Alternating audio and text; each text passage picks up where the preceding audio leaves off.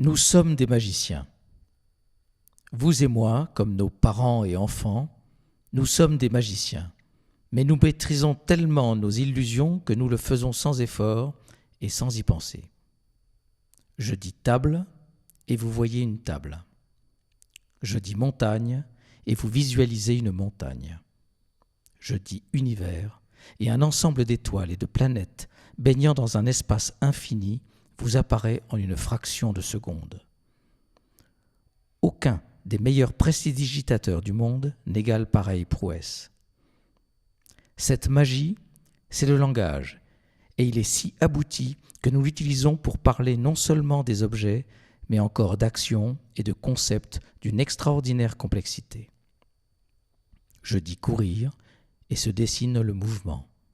Je dis abstrait, et vous comprenez tout à coup que ce dont nous parlons n'appartient pas à notre réel. Mais à ce jeu, les mots n'ont pas tous la même puissance évocatoire. Parmi ceux qui ont les plus forts pouvoirs magiques sur l'esprit figure sans doute le terme « désir ».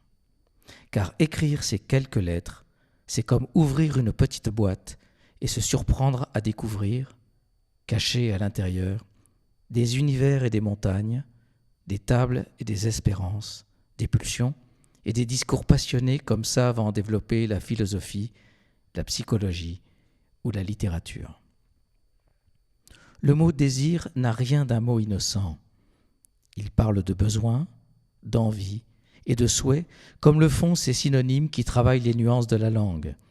Mais sa nature ne se juge pas à nu. Il faut un accessoire pour découvrir la véritable intention qu'il cache. Le désir n'est pas un désir comme un autre. Il est unique, puissant, érotique. Il est une flèche tirée vers un paradis inaccessible. L'arc est celui de Cupidon et le paradis est celui qu'offre la chair. Le désir est devenu, par usage, une chasse gardée de l'amour. Le désir est profondément amoureux. Et pour cette destination, il faut lui reconnaître ses lettres de noblesse et l'écarter de toute vulgarité. Il sous-tend l'attraction, l'accaparation de l'esprit, l'emprise pouvant aller jusqu'à l'obsession. Il est le témoin d'un manque et du besoin, nous livrant au jeu d'une force appelant le corps et l'âme à une réconstitution vitale avec l'autre. Il peut être vu comme un des signes de l'affranchissement de l'homme au Dieu. Renoncer à regarder les maîtres du ciel et l'éclat sidérant des étoiles, c'est apprendre à l'humanité à s'attacher à ses propres beautés. Le désir est un des souffles de la conscience et de la valorisation de chacun. Il fait donc partie du combat intime que nous livrons pour notre reconnaissance. Ne le voyons pas comme la marque d'une coupable bestialité, mais plutôt comme le témoin discret d'un triomphe antique.